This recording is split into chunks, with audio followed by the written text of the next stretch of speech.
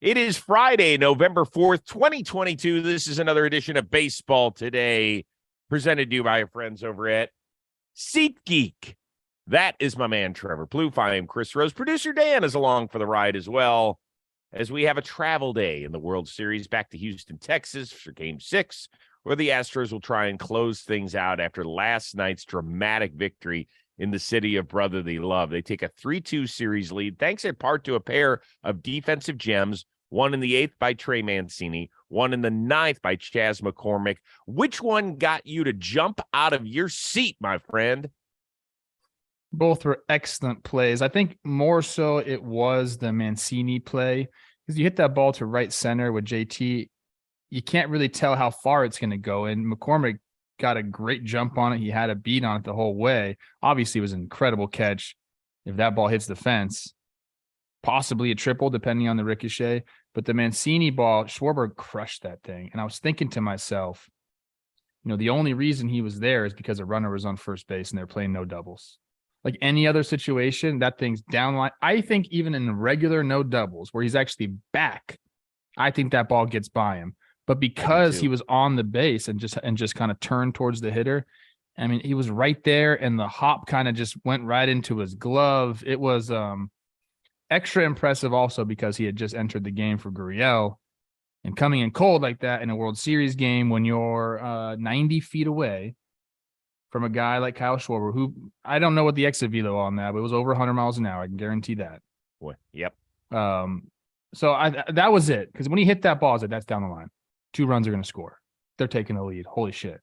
And I imagine you've seen this clip on social media. I forget which coach it is in Baltimore that's working with Trey Mancini at first base a bunch of years ago, where Mancini's it's probably Dickerson. It might have been, but it's a fluid.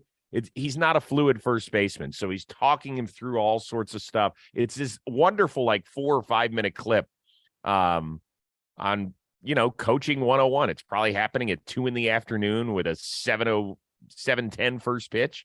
So all I could do was think about that clip, and did all of this training that Trey Mancini ended up doing to become a first baseman help him out in the biggest moment of his career. Yeah, I mean, you're always putting in work like that, even if he's going to DH and be a bench player. He's out there taking ground balls before the games, making sure he's ready for a moment like that. You just never know when it's going to come, especially in the World Series when everything's under a microscope. You don't want to be the guy to do something. So I know he's out there doing it, but it's different from doing it at 5:00 with your coach hitting you a fungo and you're like, oh, right, feels good. I got my shoes on to what that situation was. It was a big time play. Yeah, the difference is that fungos don't come at 108 miles an hour off of the bat of the leading home run hitter in the National League from the left side of the dish. That thing was – I do want to say this about McCormick. He did have a beat on it the whole way, but all I could think about was his friends must be Phillies fans. Oh, yeah. They have to be. So, I mean, even though they're rooting for him to do well and they'd be really thrilled – it would be hard if a really good friend of mine ended up playing for, the team that we're going against in the World Series, and he just prevented us from maybe tying a game in the World Series or having a shot to tie it. I'd be pissed at him. I think it's awesome. What a cool feeling for them to have. And for McCormick too. Obviously he doesn't give a shit about the Phillies right now, but to know that you did that to your family and friends and to your city, it's it's an interesting feeling. I like it for him. And I think he knew that there's going to be some mixed emotions about it all, because this is the World Series. This isn't a regular season series where it's we want Chas to do well. They want the Phillies to win the World Series, dude. I'm sorry. Yep. Maybe besides his immediate family, his other friends, they want the Phillies to win. Yeah. I will say, I'll answer my own question. The Mancini play, I was like, wow, damn, that was impressive. And the more I thought about it, because it happened so quickly. But the McCormick one is the one where I kind of jumped up, in part because Harper was up next. I was thinking, oh, man, this could be it. This could be fun, and just didn't end up working out. So good for the Astros in the 8th and 9th. Jeremy Pena, the offensive hero, he knocked in two of Houston's 3 runs, also became the first rookie to go deep in the World Series. How shocked are you that he has just continued to have his stars shine? First rookie shortstop, and we talked about this plenty. The words that were used to describe him when he first came up were different, but still, you don't know. Dusty even said himself that I didn't know what kind of player this guy was going to turn into. We thought we had an idea, like a lot of the qualities you wanted were there, but I think the most important thing for Pena, and the reason why, like, I'm not necessarily that shocked. One, we talked about the adjectives used to describe it, and Jose Altuve said that again last night after the game. He said, this guy's a superstar. We knew it from the get-go. But to be able to be put with the guys that they have there, learning from Bregman and Altuve, and even like, I know Jordan's a lefty, but watching him work every day and the way he takes at bats and understanding your role is to get it to him. Like, he's surrounded by a very good group there that kind of takes the pressure off him. But when you have those guys supporting you, and then also understanding like, these are the guys that are going to get the job done, I just have to kind of figure a way out to do my part. It helps a lot. Yeah, I mean, I'm done being surprised by what this kid does, right? First rookie shortstop to win a Gold Glove. He's now got 4 homers in a dozen playoff games. I forgot he won a Gold Glove. Holy shit. Yeah. Yeah. He won a freaking Gold Glove as a rookie. And then, he's got a shot to go double-double to win LCS and World Series MVP. It is a legit in-play thing here. There's not that many rookies that have won postseason awards when it comes to either the LCS or the World Series. He's only the 6th one to do it. Rosarena did it a couple years ago for the Rays winning the ALCS. Michael Wacha won the NLCS MVP in 2013. Levan was the only rookie to pull off the double-double in 97 with the NLCS and the World Series MVP. Mike Boddicker, who was a really good pitcher for the Baltimore Orioles in 83, and Larry Sherry for the Dodgers in 59, coming out of the bullpen. So there's not that many guys that have done it, but I'm done being shocked by anything the guy does. And it was very funny because he was being interviewed after the game, and Michelle goes, that guy's pretty. It's like very pretty. It's like the 6th tool that we always talk about. Good looking too. But he is pretty. He's got like pink lips, and she's like breaking it down. He has very pink lips. His cheekbone structure is fantastic. She's like, I'm an Astros fan now, Chris. Cleveland sucks. She was doing a full breakdown on him. It was great. Good for that kid, though. He does have star written all over him. And let's remember, first like 6 weeks of the regular season, he was out of this world. Then he took a serious dip for a while. Really, really struggled. He's not basically his batting average is on base. He's not a walks guy at all. But as he gets more and more familiar with the league, I imagine that number will come up. And I think it's pretty unreal that they let go one of the great postseason shortstops we've ever seen. And this guy hasn't missed a beat. That is a big, big deal. All right, today's episode of Baseball Today presented to you by our friends over at SeatGeek. It is the premier destination to get any sort of sports or concert tickets. Very simple. Follow a few rules. Grab your phone. Go to the App Store. Download your SeatGeek app today. Type in the code word JOHNBOY Playoffs, all caps, all one word. You will receive 10% off of your order. You do not have to be a first-time purchaser. You could be a returning customer, and you still get 10% off. That is a great deal. Now, as far as SeatGeek, it'll line you up to get World Series tickets in Houston if you're interested this week, pro football, college football, NBA, NHL. If you're a concert goer, you might not be familiar with the venues. That's really where SeatGeek does its best work, in my opinion. They rank on a scale of 0 to 10 every seat, meaning are you getting the best deal possible? Like, we know that these seats might be better, but are you getting the premier deal? They also give a green rating, good, red rating, bad. Green, good, red, bad. Got it? Go to SeatGeek. They'll help you out. We want to save you some dough. John Boy Playoffs, all caps, all one word, 10%, whether you're a rookie purchaser or a returning customer. Go do it today. Courtesy of SeatGeek. Bigger deal last night as we turned to Game 5. Justin Verlander's start, which earned him his first World Series win, or Houston's bullpen continuing to shine?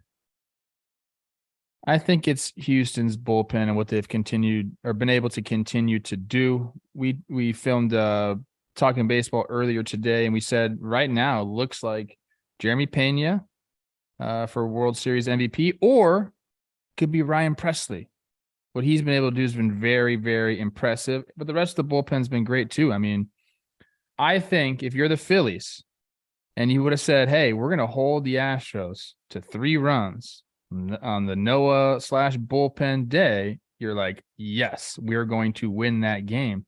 The problem is you're facing some animals out there, dude. Guys that are really at some points untouchable. And I know, look, there was some traffic on the bases last night and they had to make pitches, but that's a sign of a good bullpen. They make the pitches when they need to make them. And Dusty really hasn't been challenged that often in his decisions because it doesn't really matter where he goes. Everything kind of works when they're putting up zeros like they are. So I think that's the bigger deal. I'm happy for JV that he gets the win and he pitched well and he made the pitches when he needed to do it. You know, that big at bat against Castellanos there. And I think it was the 5th inning. That 10 pitch at bat was awesome. But I think, you know, going forward, you know, to close out this World Series, I mean, the bullpen's going to have to do it one more game. And I think they're very, very capable. By the way, I told you that I thought it meant more to Verlander than he was letting on. I think last night he kind of showed it afterward in all those post-game interviews that he did on the set with MLB Network, you know, with Fox, post-game overall. You could see it meant something to him. Well, he knows the season's done, right? He's like, I'm done. I did my job. I'm not going to pitch again during this year. Right. Interesting feeling. So I was thinking about that. He threw 97 pitches at age 39. If they need him for an out or two Sunday anyway, is there any way? I don't think so either. But you are correct. No, you're probably right. The correct answer is the bullpen. 5 earned in 51 1/3 postseason innings, 67 strikeouts, and just 21 hits. Their .88 ERA is the best in postseason history for any bullpen with at least 45 innings. .88. And look at some of the guys that are back there, right? We talked about Presley, who came over in that Twins deal a few years ago. But they didn't know what they had in Abreu for a while. Montero was a guy who was DFA'd by Seattle and came over with Kendall Graveman in the trade, right? Kendall Graveman was the headline piece going to Houston. And Montero has been the guy who has been phenomenal for them. And they've done it without a lefty. They haven't had a lefty and we all went at the trade deadline. We're like, why wouldn't they go get a lefty reliever? Go get Andrew Chafin. Go get somebody who can help you out. And Abreu and Montero in particular have had very, very good OPS numbers against lefties. So that's where they said, you know what? Screw it. We got right-handers that can do the job against it. We don't need to bring a lefty in here. And they've ridden this thing all the way to within 1 win of the World Series. Good for them. And we were talking about, they got Will Smith on the roster. He's going to go and get some of those lefties. He hasn't even Has he even pitched? I don't think so. My God, were we way He's off? been eating sunflower seeds out there in the bullpen. About to get a ring. Man, shame on us, huh? Well, I think I believe what I said was that Harper and Will Smith were going to square off 3 or 4 times. It hasn't even happened yet. Hey, let me talk about this real quick because I'm touched on this on Talking Baseball too. When Harper gets hit with the Presley pitch in the 9th inning, how mad were you? Oh, man. Like, but it took away a moment, right? Yeah, but he wasn't going to get anything to hit anyway. He had already been walked a couple of times. But you could a mistake, dude. You trying to bury something, a mistake. We got deprived of a moment. And to be honest with you, those umpires, man, they were trying to let Bryce have his moment all game. If you're a Houston fan, you have to be mad about that. That check swing where he clearly went. And you don't want to be the umpire to ring Bryce Harper up on a check swing in Philadelphia in Game 5 of the World Series. And that's what happened. The guy just was like, I'm not getting booed. And I would agree with that. If you're a Houston fan, you have to be furious at that. They end up popping up. He ends up popping up to Bregman anyway. But, man. All right, no show for us Saturday, so we're going to look ahead to Game 6. It's going to be a rematch of Game 2, Fromber and Zach Wheeler. We keep hearing that Wheeler's got a little bit, I don't know if I want to call it a dead arm issue, but his velo did drop in game 2. They're giving him an extra day to get back on this thing. How concerned are you that he won't be the Wheeler that we saw the first few starts of the postseason and keep Philly in this game? I mean, I'm concerned about it. I mean, it's late in the year, Chris. We're sitting. They're going to be pitching on November 5th. There's a lot of mileage on that arm. Your body is just not strong. I talk about it with guys that are coming back home. All my baseball friends, they're getting in the gym for their first workout. You're just not strong anymore at this point of the year. Like you, as hard as you work out during the year to try to keep your strength, you're just not as strong. It's the bottom line. So I don't think he's going to have his electric stuff, but it doesn't matter. He's got to go out there and pitch and figure it out. Like we're seeing pretty much everybody at this point, not 100%. You're going to have to make pitches. You're going to have to figure out a way to get it done. So I'm concerned that he's not going to be at 100%, but I don't think that matters. I think he's got to figure out a way to get it done. I mean, the only one that might be at 100% is Framber because I don't know, he's just an absolute machine. I think if you're Philly, you're more worried about Framber just dialing it up and shoving the curveball down your throat all game long than you are about Wheeler. I think Wheeler's going to go do his thing. I don't foresee him going 7 innings, no earned runs or anything like that. I think hopefully for them that he gives them a quality start into the 6th maybe. But you got to go score runs. I mean, that offense is fucking ice cold right now, especially with runners in scoring position. You got to figure out a way to get it done against a guy who chubbed the first time around. Well, yeah, that's the bigger issue.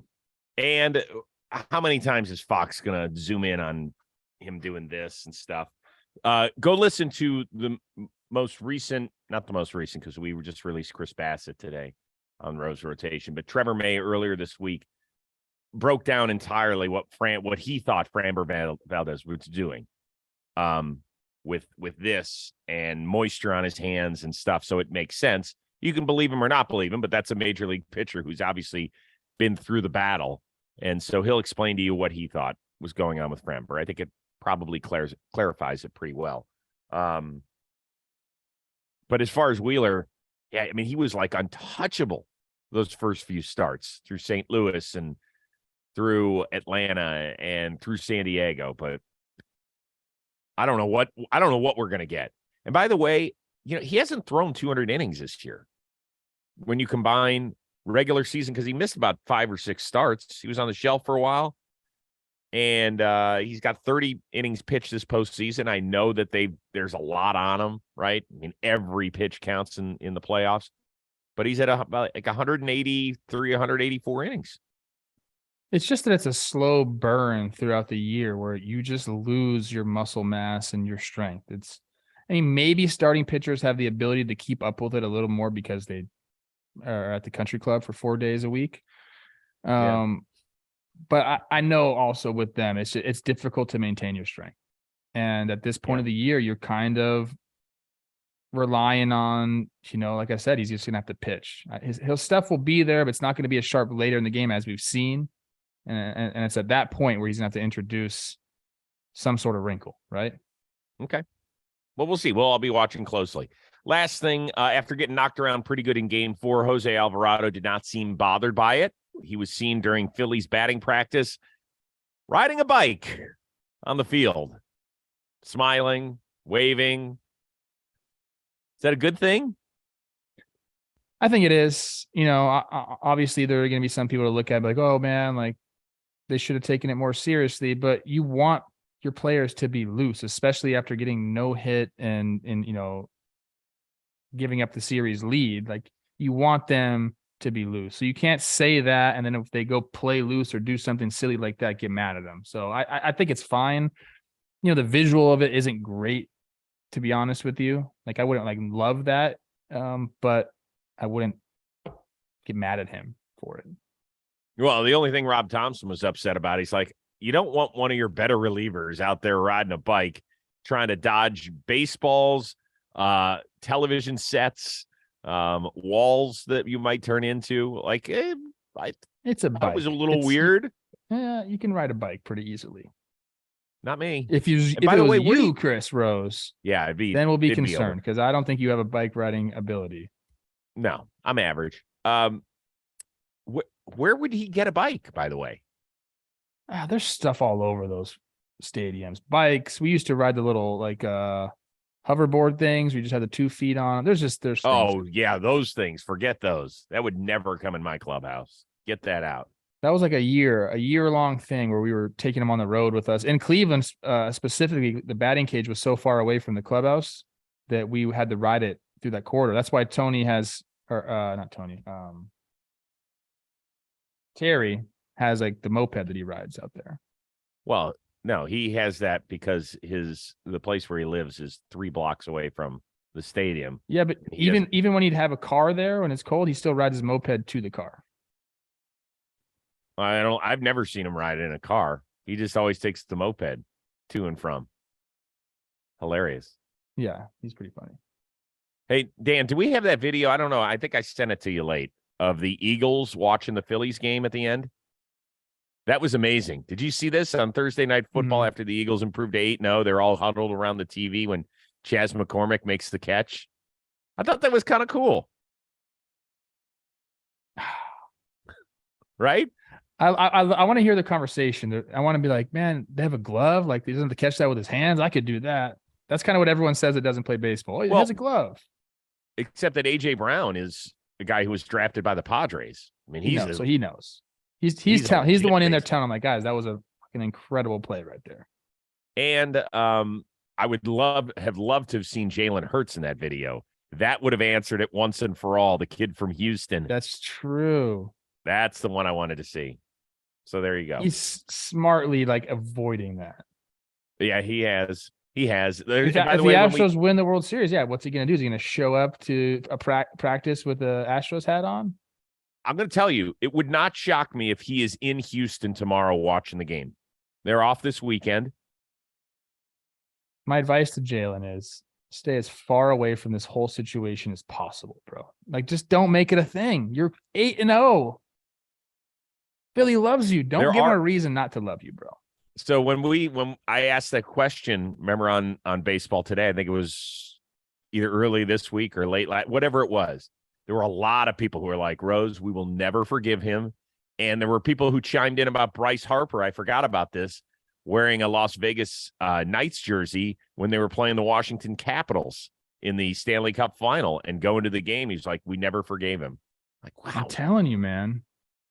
Guys are cruel, man. Why don't you just let your great athletes be fans from where they're from? Not a big deal. You want them to be what you want them to be, all right? They don't get to be themselves. All right. Listen, we're not back at it on Saturday. We're going to take Saturday off. We will be back at it Sunday, either giving kudos to the 2022 world champion Houston Astros or getting you all set for Game 7, which is what I'm rooting for, because I love it when we have Game 7 of the World Series. So we will see you Sunday here on Baseball Today.